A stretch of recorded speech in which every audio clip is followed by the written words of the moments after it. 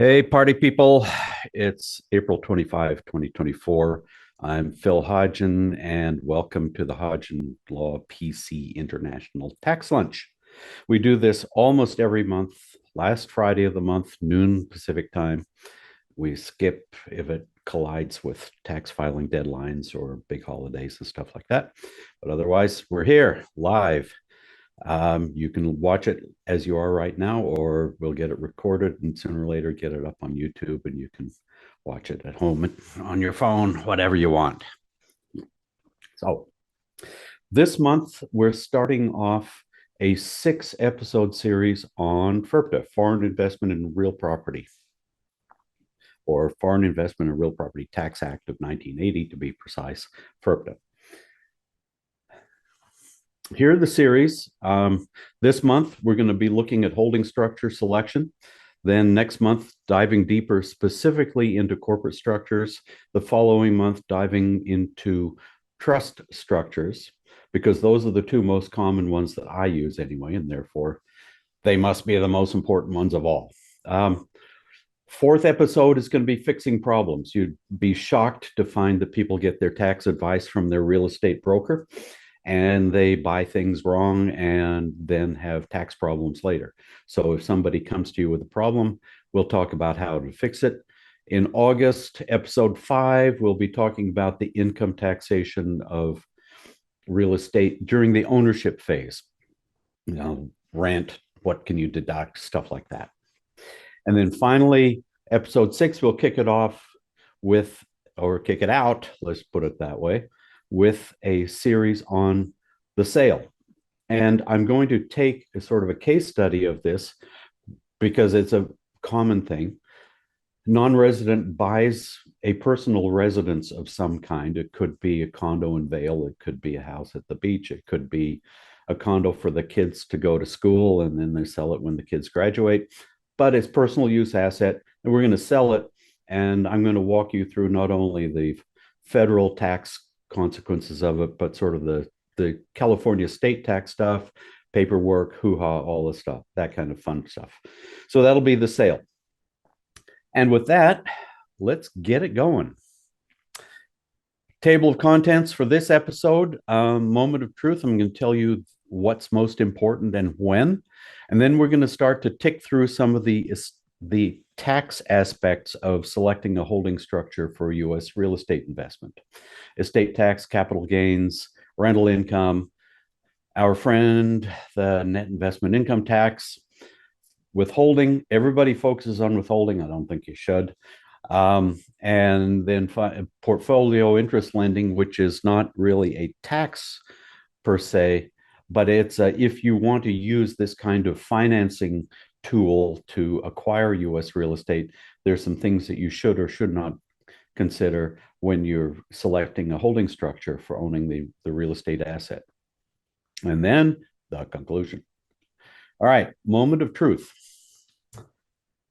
It's a truism in real estate that you make your money on the buy, right? If you buy too high or you buy the wrong property or you buy something without enough due diligence and well, like the house that I live in now, we bought it and it was kind of a dump and we thought we would get away with some cosmetic stuff until we found that the bathroom had been leaking for the last 25 years, so support beams all underneath were rotted away. Little stuff like that. So you make your money on a real estate investment on the buy, and the same thing is true for tax advice. You're going to make your money and make your tax results on the buy, the acquisition. This is a question of who is the taxpayer. You're going to make a decision right up front. Is the taxpayer, the owner of the real estate, a human, a corporation, a trust, a partnership? If it's an entity, is a domestic entity or a foreign entity, all of these have slightly different tax treatments. And all of those, that selection right there is going to determine your path all the way through until you dispose of the U.S. real estate asset, either because you sell it or because you die. So this is the really important thing.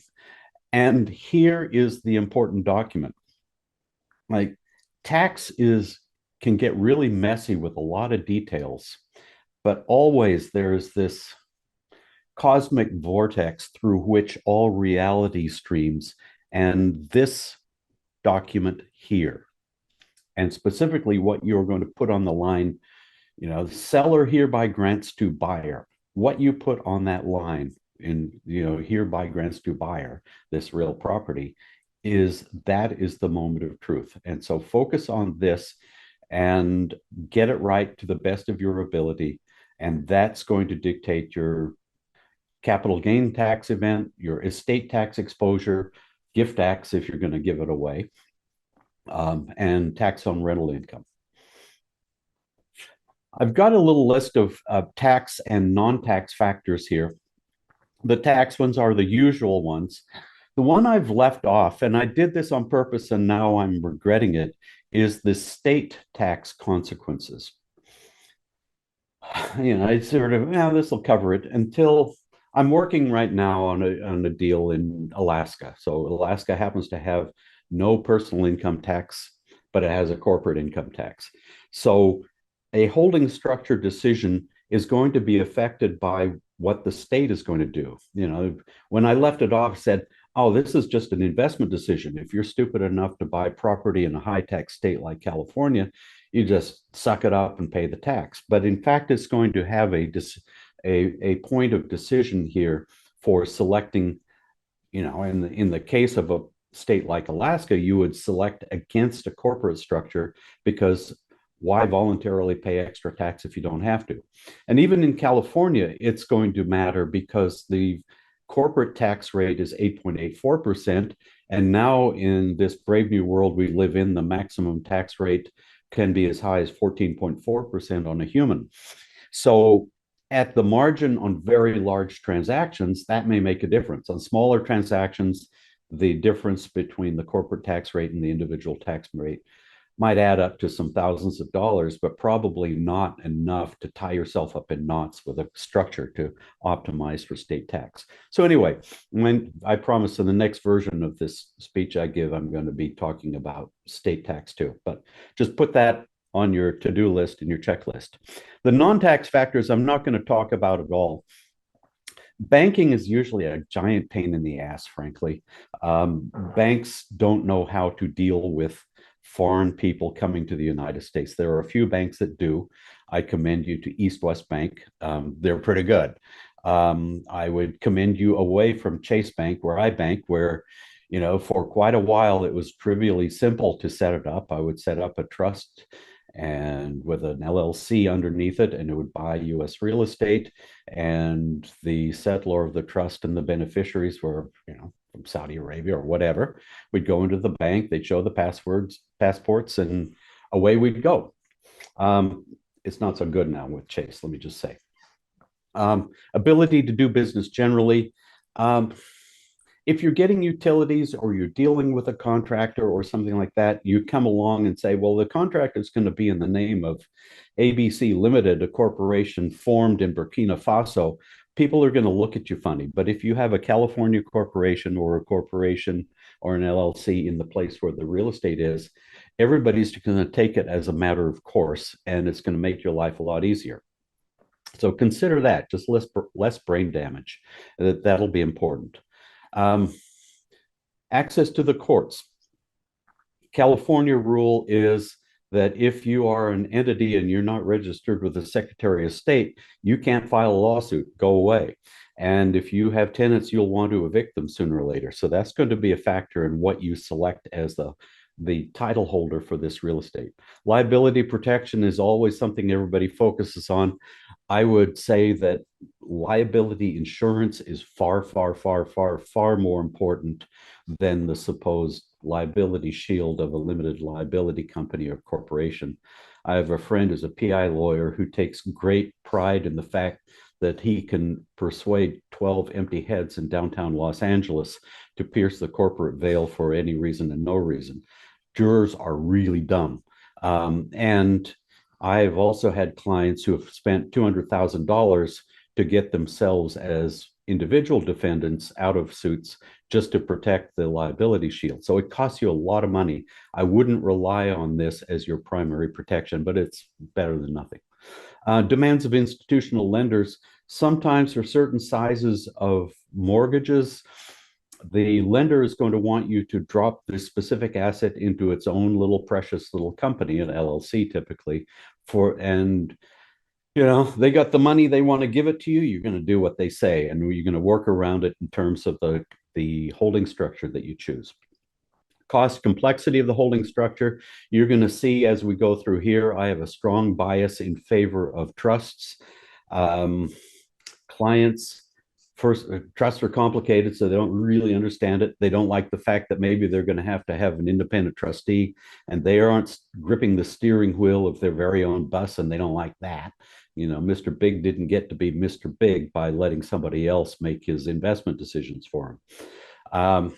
And overhead, legal fees, accounting fees, tax returns, things like that. So this is a factor. People understand corporations, they're cheap and easy to set up, not so much with trusts. So it's a balancing thing. What do you buy for the money and brain damage of paperwork that you are willing to take on? And finally, personal privacy. I find that a lot of the non-resident clients that I have who buy US real estate would really rather not have their name on the public record anywhere. And if that's the case, you're going to have some kind of entity that doesn't have a human being name, down at the county recorder's office, some sort of LLC of trust or something like that. So these are just some factors that are important, but we are talking about trust tax today. And I'm going to talk. Sorry, I forgot where I was. This is probably 85 or 90% of the prototype paradigm holding structure ideas that you can have, ranging from direct ownership on the far left to partnerships on the right. I've left off REITs because in my world, at least, REITs are something you read about, but I don't do it in day-to-day practice. So let's not worry about that. So we have direct ownership, disregarded entities, corporate structures of various kinds, trust structures of various kinds, and partnership structures.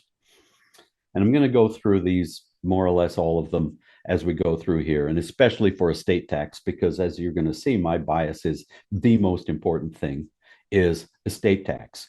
Everything else is either more or less the same across all the different structures, or it's just not worth worrying about. But this estate tax problem is a big one. And to give you a reason why, there's a tax court case, probably now 15 years ago. A gentleman, I think he was from Hong Kong, owned an apartment building in Oakland. Let's just make up some numbers. Yeah, apartment building's worth $1 million, has an $800,000 mortgage on it. He, in a moment of unfortunate consideration, decides to die, and his widow and kids are mopping up the problem. And the question is, what's the estate tax? And what's the estate tax calculated on? Is it calculated on the gross value of the real estate, $1 million, or the net equity of the real estate? $1 million minus 800,000 mortgage equals 200,000. Tax court says, compute gross estate, $1 million, multiply by tax rate, tax 400,000, making up round numbers.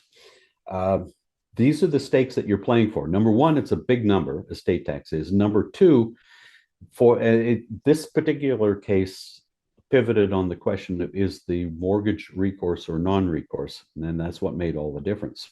You can change that. We'll talk about that in portfolio lending land, but that's why it's such a big problem. And you'll see here, we'll go through them, but you can see it's basically a push for most of the other things. So let's go through estate tax first with rather more care because it matters the most. And you see my little diagram here, and we're going to go through one at a time and get rid of the no-go choices. And I say no-go choices are the ones that are either you have an estate tax problem for sure, or you may or may not have an estate tax problem because It's an unsettled area of tax law. And who wants to go argue in front of the tax court, or worse yet, the Supreme Court, about how many angels can dance on the head of a pin? So my clients certainly don't want to be the crash test dummy. So we select things that we know will work. It's kind of like, if you want to cross the street and there's a crosswalk and you just say, there's not much traffic here. And if I do get hit, there's a hospital. Nah, you don't do that. You watch where you're going, and maybe you walk down to the corner where there's a light and you cross with the light, so you don't have you're not going to get hit. So, I really have no time for these law review articles that talk about esoteric stuff, and I'll describe a little bit of that when we come to talking about foreign partnership structures. Whoops. All right. So let's kill off the first one, which is the domestic S corporation. You like a flow through entity, and S corporation is a flow through. Can you do that? No. The S corporation rules say you cannot. But skipping ahead and foreshadowing the future, there is a way that a non-resident investor can invest in U.S. real estate and be a shareholder indirectly of an S corporation. And we'll talk about that right at the end. Just hand wave it, and you can park that in your head for the opportune time. And usually the opportune time is in a remedial event where you've got something locked in a C corporation you really wish you hadn't, or something like that. But first things first, S corporations are out as a direct ownership by a non-resident. Second one, domestic revocable trust. So the settlor, the person who created the trust, has the power to revoke the trust and take back all the assets. It's definitionally impossible to have a domestic revocable trust because of the definition of what's a foreign trust and what's a domestic trust. And a foreign trust is one where a foreign person has significant control over what happens in that trust. And there's nothing quite like significant control as the power to revoke the trust and take the assets back. So if a foreign person has a power to revoke a trust, it's a foreign trust fair and square. So as a result, you will never see this beast called a domestic revocable trust with a foreign person who holds the power to revoke. So we're not going to do that. I find domestic revocable trusts extremely helpful in a lot of cases to avoid probate. I mean, California probate courts may be slow, but at least they're very expensive. And so a domestic revocable, a foreign revocable trust is going to be a good second best. And what you're going to do is you're going to send the client down to your local trust and estate planning mill and get the bog standard family living trust. It's going to have a foreign person as the settlor and beneficiary. So it's going to be a foreign trust for income tax purposes. But when it comes time to die, probate court isn't going to take over and hold you up for a couple of years. Next one, the obvious. Direct ownership. So estate tax is imposed on foreigners. Well, the generic description of gross estate, because that's where you start when you're calculating estate tax, is the dead person had a quotes interest in quotes property. And the estate tax rules for non-residents is the dead person had a quotes interest in quotes property that was quotes located in the United States, close quotes. And generically, people will refer to this located in the United States using the Latin word situs, S-I-T-U-S, because we like to look like we know what we're talking about, even though we never took Latin in school. But that's a character defect of lawyers. So the direct ownership of U.S. real estate, nothing screams property located inside the United States as a piece of dirt that's within the boundaries of the United States. So this is an instant estate tax exposure problem.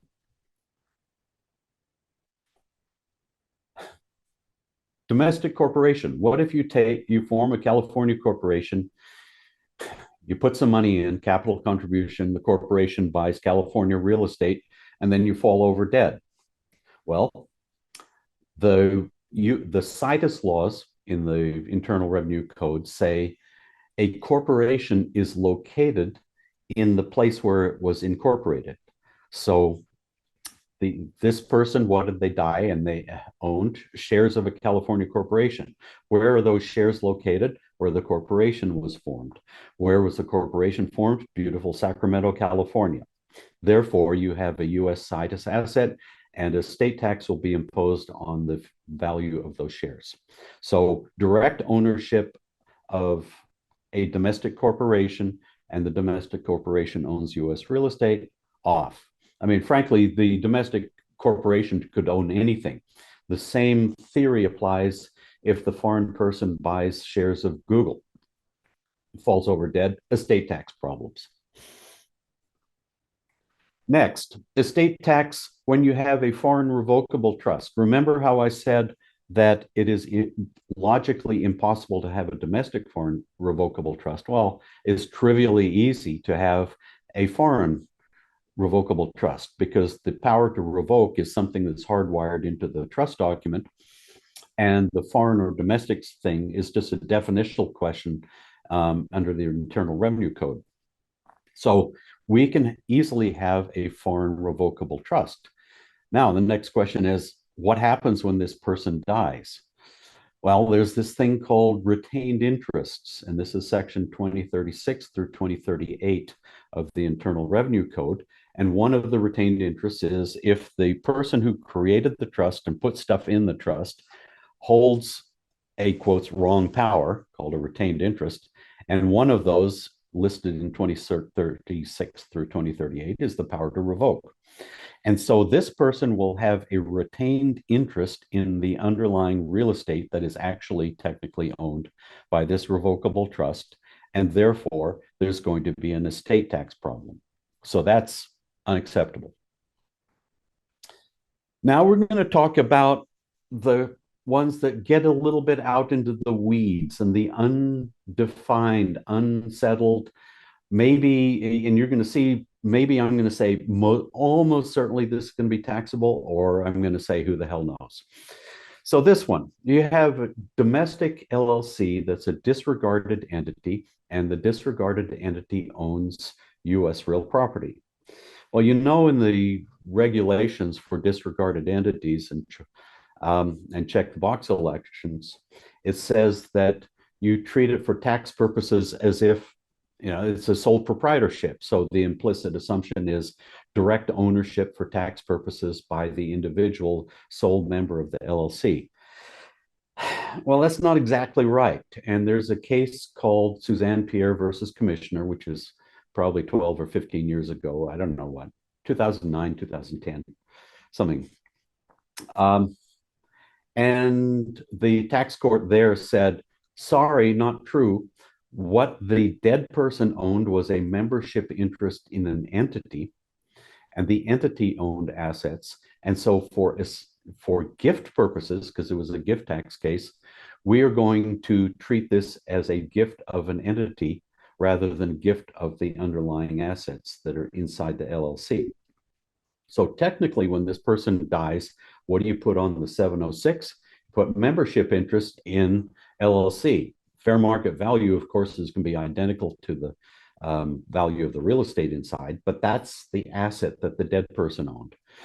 There's an interesting thing, you're talking about angels dancing on the head of a pin. You say, all right, is there a problem with inside basis, outside basis with a single member LLC? You die. What do you own?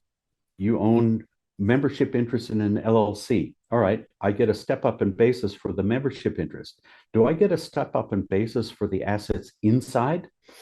I know everybody does it, but I've read a few long, windy law review articles by law professors talking about angels dancing on the head of a pin and saying, nah, not quite, don't quite understand. So it may be that technically, if you follow the same kind of extreme logic that the Suzanne Pierre versus Commissioner case had, maybe you get a step up in basis in the membership interest, but the underlying real estate doesn't get a step up in basis at death. Don't know. I know in real world, everybody steps up the basis of the things at death. So, but as near as I can tell, it hasn't been tested in court and it's certainly not hardwired into the code. In extremes, when I face situations like this, I've reverted to making it a partnership with a 0.1% other thing. And now I can do the 754 basis step up and all that kind of bullshit. Oops, sorry, CalCBA. So back to my original point. Do you have a state tax problem? Here is the ambiguity. Remember how I said that a corporation is defined as having its situs wherever it was incorporated. The same rule, interestingly enough, does not apply to LLCs. You'd think it would, but there's nothing in the code or the regs that says that. So we're left to say, where is this thing anyway? And I think when you look at all of the different competing arguments, the odds are it's going to be this thing, membership interest in a US LLC, is located in the United States. And there are a bunch of reasons I'm not going to go through, but I would say with a 95% probability, 98%, I'm reserving that 5 or 2% just for the ability to argue with the government someday, just in case. There's a plausible argument, but I don't think it's going to win. So, foreign disregarded entity, it's a maybe risk. So remember how I said that a corporation is located where it's organized. It's organized in the Bahamas. The corporation is Bahamian. The shares are considered located in the Bahamas. Therefore, if a foreign person dies owning shares of a Bahamas corporation, there's nothing in the gross estate of the decedent. And as I said, with domestic LLCs, or let's just say more broadly, disregarded entities, that rule is not explicit in the code or the regs. There is a good argument to say that when you have a foreign disregarded entity, typically it is a corporate entity, Bahamas Limited Company, for instance, and you've made a check the box election to have it treated as a disregarded entity. So the property asset that the person owned were shares in a foreign corporation. It happens to be treated for tax purposes as a flow-through disregarded entity. So I think you have a decent argument if you want to walk across the street in the crosswalk without looking and trust that the hospital will take care of you if you're hit, for arguing that this is outside the gross estate, and if this person dies, you don't have an estate tax problem. I wouldn't do that. Partnerships. Partnerships are ill-defined for situs.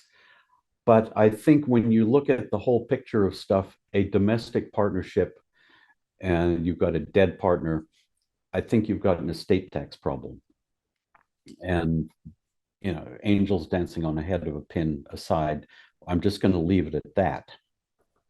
But I'm going to talk a little bit longer about foreign partnerships. And this is a favorite, and you'll find this if you go ask the internet for very clever tax planning tricks about preventing estate tax. And they say, well, where you have a foreign partnership and a foreign person is the partner in this foreign partnership, and it owns US real estate. Foreign partner dies. What does the foreign partner own? Owns an interest in a foreign partnership. Where is that interest, quotes, located, metaphysically speaking, close quotes, for US estate tax purposes? We've got no explicit rule like a corporation, but we can say by analogy, we should use the same thing. So if we have a partnership formed in a foreign country, we look at the place of incorporation. There's another theory, say, well, the partnership is located where it's doing business, so arguably the United States. Another argument might be the partnership is located where it's managed, and who knows where that is. And there's some other theories too. Again, I come down to these are all very interesting theories and they may well be right. But if you explain to a client that you think that this is just fine, and they say, well, does the government agree with you? You're going to have to honestly say, I don't know, but I don't, my guess is that they want tax and they will disagree just on principle. And therefore, because clients would rather have predictability in tax results, and they can get predictability and high quality tax results very similar in terms of capital gain and tax on rental income and whatnot to a partnership structure by using a trust, I'm going to revert to a trust every time. And I will, so here I became a lawyer at the, graduated in 1982, late 1982, got my ticket. I've never done one of these. Never will until it's clear. Rufus Rhodes, who wrote the big treatise, Rhodes and Langer on international tax, Pasadena guy like me, he's been practicing forever. He's never done these. So you do that. To me, this is a do you feel lucky punt kind of choice, and I wouldn't do it if I were you. Excuse me. So these are the ones that are left over. Foreign corporation definitely works. Why? Because the decedent owns a foreign situs asset, shares of a foreign corporation when he or she dies. Irrevocable trust. Why does that work? Next slide, I'll show you. And let's go there right now, in fact. All right, so I have a little handy dandy diagram. And Peter Elner emailed me this morning and said, hey, clarify this, please. And so I will. And so thank you, Peter. On the left, what we have is settlor. So the person who creates the trust, or in the archaic English vernacular, settles the trust, creates the document and puts assets in under the control of the trustee. Let's say that settlor is promoted to decedent status. Let's just put it that way. What's in the settlor's gross estate? Well, if it was a completed gift, then nothing. The settlor owns nothing, and therefore there's nothing to be subject to U.S. estate tax. If the settlor has a retained interest in the trust assets, then the settlor has a retained interest in the U.S. real estate that's in this trust, and there's going to be a estate tax problem. So the whole objective here is to be extremely methodical in drafting the trust document to ensure that the settlor does not have a retained interest.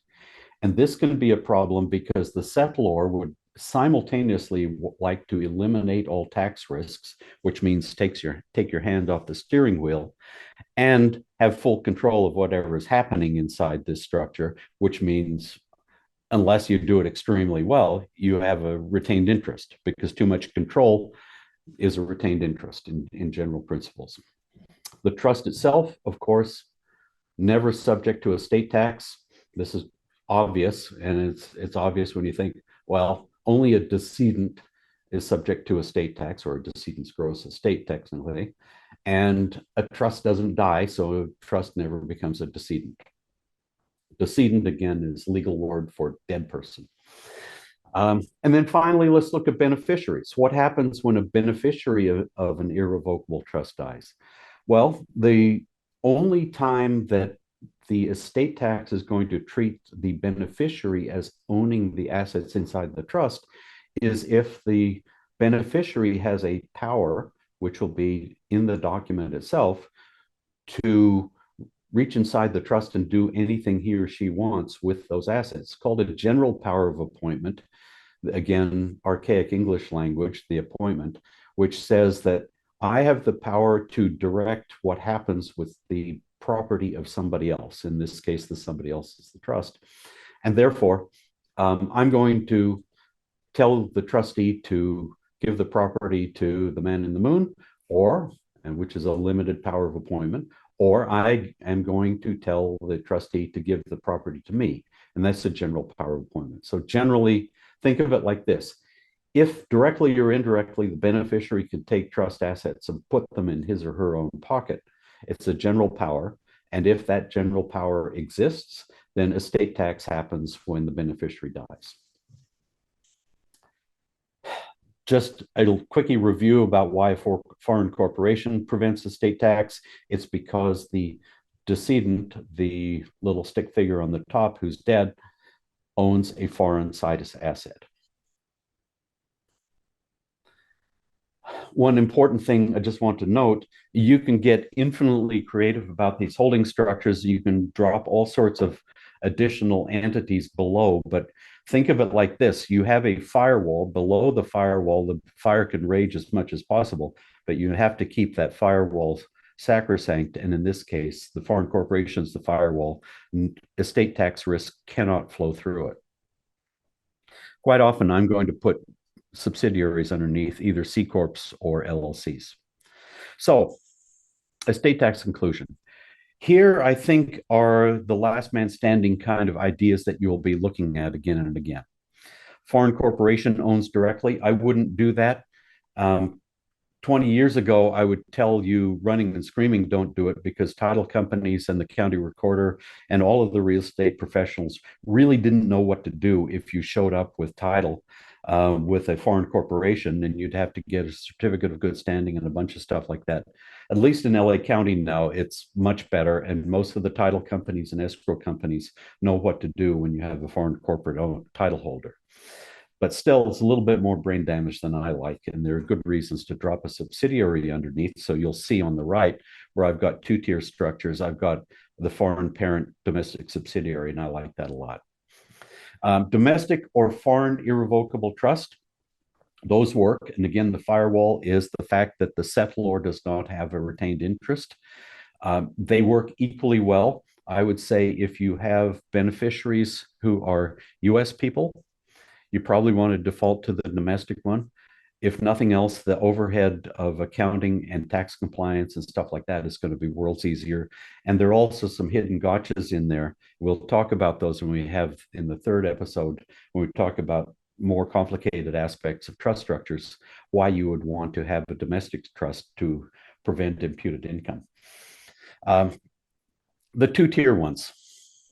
You'll see, why would you have a domestic irrevocable trust owns a domestic corporation? Well, usually that's a remedial thing where somebody bought the corporation, the house originally in a corporation, and said, oopsie, I've got estate tax exposure.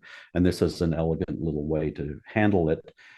Again, when we talk about in depth with corporate structures next month, we'll talk about section 7874, which is a giant pain. Had a conversation by email with Michael Rosenblum in Miami. Hey, Michael, if you're on, about exactly this. So, hey, side note, if you email me or call me and we talk, you're my friend, you'll get a shout out on one of these. So, foreign irrevocable trust. And then finally, the ESBT, electing small business trust. So this is a domestic corporation. And if you follow the cookbook in the Internal Revenue Code, then this is an irrevocable trust that's allowed to be a shareholder of a domestic S corporation. And one of the aspects of the cookbook for an electing small business trust is that you can have a foreign beneficiary. So now you have a domestic S corporation that owns US real estate, and you have a trust, domestic trust, through which income flows K1 style to a non-resident alien beneficiary. So this is really, really good. And to give you an example of places where I like to consider this as a problem solver, we do a lot of expatriations here. And so if you have somebody who is locked into an existing S corporation for some reason, and they are going to give up US citizenship and become a non-resident alien, how are we going to maintain this S corporation operating? Because we don't want to blow it up and we don't want to have it convert over to C Corp status. This is a solution. There we go. So that's the hard part. That's the estate tax. And by far, that's the most important, both in terms of magnitude and complexity, in my opinion, in this holding structured decision. Now let's move on to capital gains. Look, I mean, at least today's corporate tax rates versus today's long-term capital gain tax rate, look at it, 1%. It's not enough to spend more than about 0.8% of your time thinking about the capital gain tax rate is going to be a push. It just doesn't matter. And so the K1, if you have a flow through entity, a trust, for instance, is going to get a distribution deduction for distributing the capital gain through to the beneficiary. So the trust is not going to pay any tax at the domestic level if you're using a domestic trust. And the individual is going to get a K1, file a 1040 NR, report the capital gain, and pay the tax at 20% long-term capital gain tax rate. So capital gain, don't worry about it. Just tell the non-resident client who's sitting across from you, look, you're going to get taxed just like an American investor would, except you've got this branch profits tax problem. So let's do a little side detour on the meaning of branch profits tax. Branch profits tax is designed for people who, instead of using a domestic subsidiary foreign parent company, if you have a domestic subsidiary and you got cash inside there, you're going to pay a dividend, and the U.S. government is going to claim a 30% tax by withholding as the dividend leaves the domestic subsidiary and goes to the foreign parent company. What happens if the foreign parent company is doing business directly in the United States, has a bunch of cash in it, just takes it home? There's no dividend because the money's already in the foreign corporation. Branch profits tax is designed to put a little toll charge on that to make sure that, in a general sense, you are economically indifferent as between operating as a foreign parent domestic subsidiary or operating as a domestic branch of a foreign corporation. And the concepts are pretty easy, and I'll just give you this part out of the 1120F. Line 1, you start with the taxable income of the foreign corporation operating as a branch. Line 2, you do some calculations to figure out, of all the earnings and profits of this foreign corporation, how much is derived from operating in the United States, effectively connected earnings and profits. So you're going to take out all the foreign stuff because the foreign stuff is out of bounds for US tax purposes. And that's line 2. Line 3, you say, this is my effectively connected earnings and profits. And remember, whether you have a dividend or it's some other kind of treatment for corporate distribution depends on whether it's from E&P or not. Line 4 says, well, did you take some of that E&P and did you reinvest it in the United States? If so, you have less cash to have a pretend dividend, and therefore we're not going to tax you. On the other hand, if you liquidated a bunch of assets and you have more cash, well, okay, we're going to make an adjustment there. So line 4 is an adjustment up and down depending on what the foreign corporation does with its E&P during the year. And at line 5, after those adjustments up and down, you come out with the dividend equivalent amount.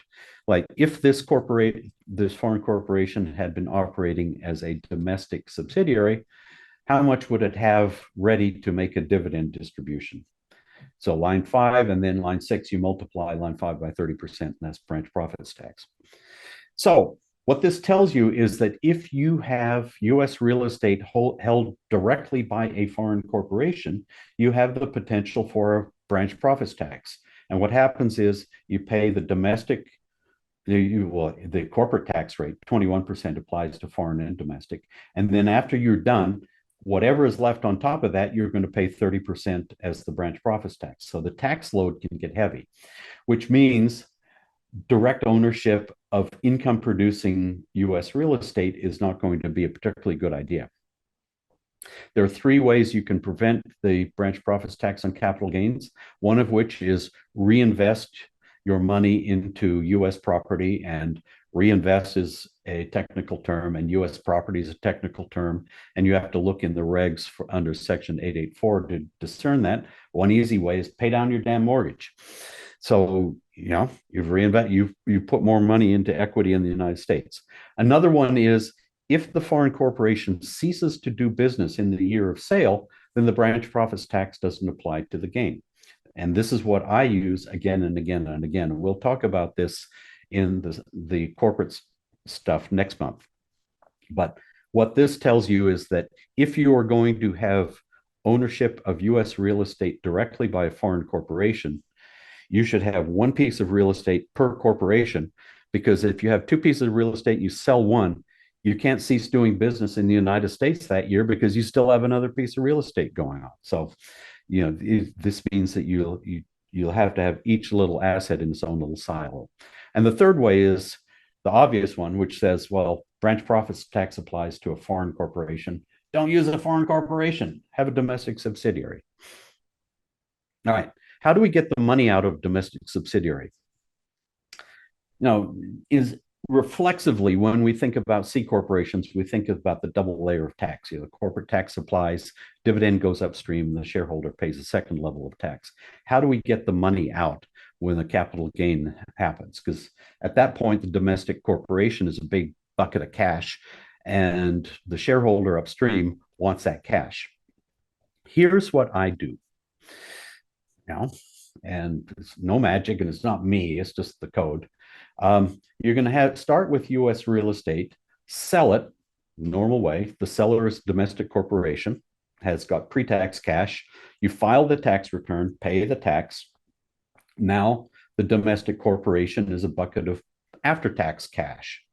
You're going to liquidate the trust of the domestic subsidiary. And the liquidation, when you look at the rules for liquidating distributions, it says explicitly, if you're doing a liquidating distribution, section 301, which is the one that says you've got a dividend if you're getting cash out of ENP, says 301 doesn't even apply. This is treated as the sale of stock. So the foreign parent company is treated as if it sold its domestic subsidiary stock for the amount of cash distributed upstream. Well, the deal is that that transaction, even at a capital gain, is not subject to tax, and therefore it's a tax-free. It's neither FDAP or ECI, to use the jargon, and we'll talk about that next month. And then at the end, you can pull the money however you want to out of the foreign corporation, and Mr. Big has money in his pocket and go wander down the street and buy a beer and a hamburger.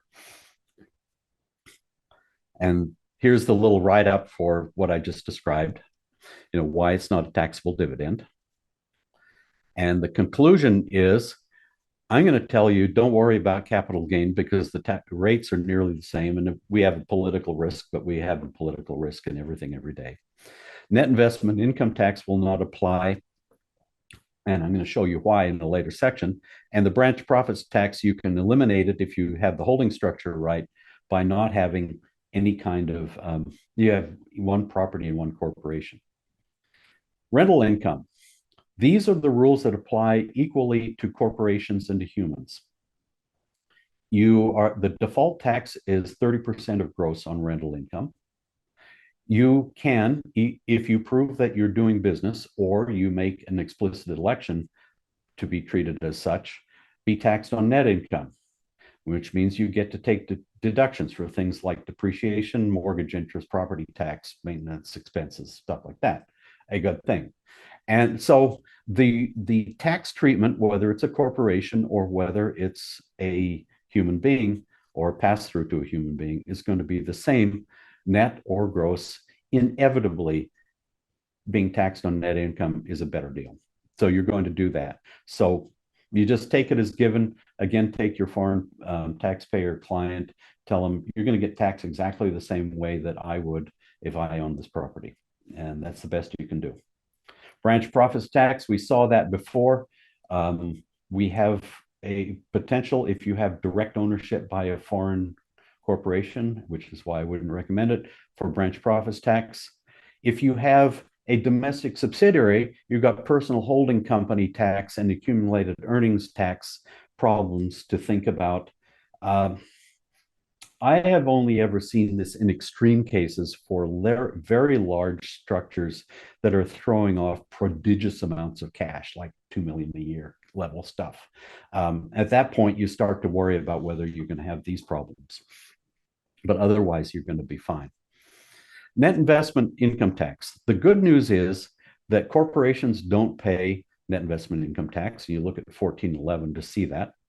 And trusts do pay, unless they distribute the capital gain or the net investment income, let's call it more generally, rental income is also there, upstream to the beneficiary. And if the beneficiary is a non-resident alien, non-residents don't pay net investment income tax. So net investment income tax should not be a factor in the decision. FIRPTA withholding. Everybody focuses on this. I don't think you should. Basic rule, 15% of amount withheld and of the amount of the sale. And there are a lot of reasons people don't like it. It boils down to, in my experience, most of the time, a foreign seller doesn't trust the IRS to actually burp out a refund as promised. And so they want to have some self-help to prevent that problem. There is a procedure, you file form 8288B, where you send it off to the IRS and then they consider it carefully and they send you back a letter, a withholding certificate it's called, that says, we agree that you don't have to have 15% withholding. You can adjust it to the actual amount of capital gain tax liability expected on the sale. The problem with that, and this is by a recent extremely painful experience in our office, is it takes about 14 months for them to process this thing. It is horrific. And so we had two situations like this where there were multi-million-dollar holdbacks. And so if you say, I've got $1 million sitting there and I'm losing out on 5% interest on T-bills for a year, what does the IRS sloth cost me? Do not ever do 8288B, not until, the second coming of Jesus Christ and the IRS suddenly becomes an efficient machine. Don't do it. The only other way to eliminate FIRPTA withholding is to not be a foreign seller. And you do that by giving a certificate of non-foreign status, and that means your holding structure is the title holding entity is a domestic entity. So do that. But with that said in mind, I don't think you need to do it right now. It may be strategically useful 10 minutes before the sale occurs to have the sale occur as a domestic entity, but you don't have to do it right now. So you can have a run of several years of ownership before you flip it over. And I'm going to show you how to do that. We're going to create, this slide tells you that when you think about the metaphysics of cash flowing out of the United States overseas and the IRS wanting to impose withholding, they create a person called a withholding agent who has personal liability that if they screw up the withholding, they are personally liable for the under withheld tax. And this person is a US person and therefore has an incentive to do the right thing and withhold to the maximum extent possible and give the money to the IRS and not be personally liable. What we're doing is we're creating a withholding agent that we own. So for instance, you have someone who owns property directly and they're going to sell it. Who is the withholding agent? Well, the buyer. That's what FIRPTA withholding rules say. What if 10 minutes before the sale, we form a domestic corporation, the seller deeds the property to the domestic corporation, and the domestic corporation does the sale? Who is the withholding agent? The domestic corporation, because the domestic corporation is the seller. And therefore, the buyer, you give the buyer a certificate of non-foreign status. This is a document that's described in the regulations under the FIRPTA withholding, saying, I'm a domestic seller, you don't have to withhold. The buyer's happy. And now you have a domestic corporation. The domestic corporation is now the withholding agent. So when it makes a distribution to its shareholder, the non-resident individual, then withholding occurs at that point. But as you saw, we're going to do a liquidating distribution where there's no tax liability at all. This slide I'm going to talk about in depth in a future episode, but this is how I do it. And I've done a bunch of them like this. By slotting in a domestic LLC, disregarded entity, just sort of leave it lying there. And then at the last possible minute, make a check the box election to make it a C corporation. You can see in the green what happens in the first year of life of this C corporation, and in red in the second year of life of this C corporation. And this C corporation may be in existence just for 4 or 5 months.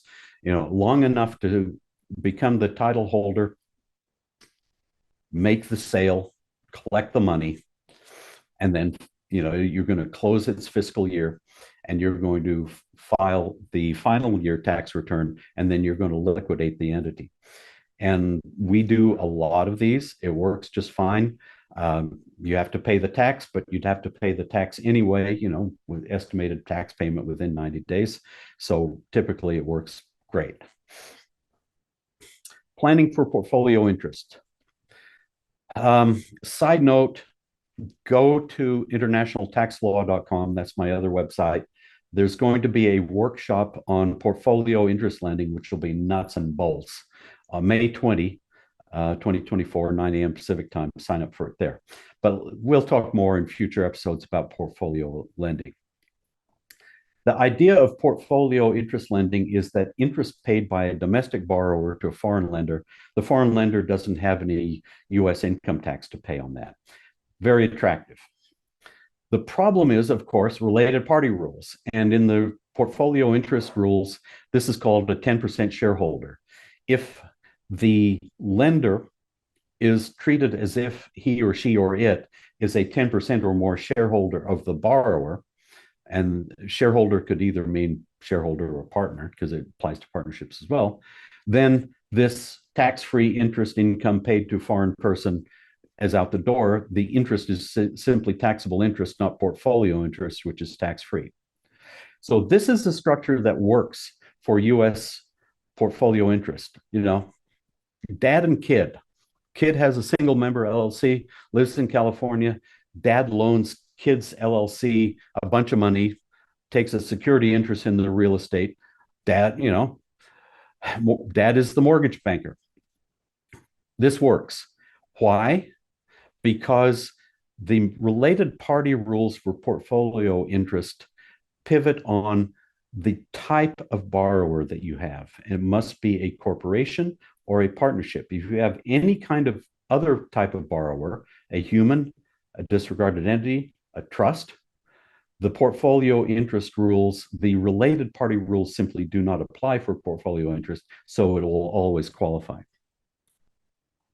So same example as before, except instead now the child in the United States has a corporation or partnership as the borrower. Now portfolio interest rules don't work, and therefore dad is not going to get interest paid on this loan tax-free. So the important thing to remember is if you want portfolio interest lending structures, you cannot use a corporation and you cannot use a partnership as the title holding borrowing entity. So that's the key thing here. You may or may not care about this. Somebody might be an all cash buyer and they don't care, fine. But just, this is what you cross off your list if you want this possibility. All right, we sort of sped through that quickly. Again, in future episodes, we're going to go deeper on a lot of this stuff. And just to summarize what we talked about, estate tax, most important. Spend all your time there. Capital gains tax, don't worry so much about that. It's more or less the same, until something happens in Washington, D.C. at least. Income tax, it's going to be either the 30% of gross or X% of net income, both ways. Net investment income tax, never a problem for non-resident investors. Withholding on sale, I got to say the simplest way to do it is just let the withholding happen, file your tax return and wait for the refund. I mean, at this point, until the IRS gets its stuff together. And portfolio interest financing arrangements, if you want it, the borrower cannot be a partnership or a corporation. So there we go. That's my summary. I like non-grantor trusts. I think they work really, really well. They achieve optimal tax results, and especially for personal use assets like a residence, that's what trusts were designed to do. So they work like a champ. Next month, corporate structures in depth. We'll talk about a lot of fun stuff, what's good and what's bad about a corporate structure. Personally, I think they're fine. I think the key to them is your person, if it's got a house, pay rent, just be done with it. And we'll do some math about that. But otherwise, this is probably the structure that most people choose because it's simpler and cheaper than the trust structures that I know and love. There we are. Thank you. We're right at 60 minutes. We're going to knock off here. Just so you know, I know that Rachel put it in the chat. We're going to have another Zoom thing, not Cal CPAs, because we don't want to tie up Rob here, but our own. And there will be some Q&A after that, and do that for half an hour or so to answer any questions you have. And with that, I'm done, and it's back to you, Rob.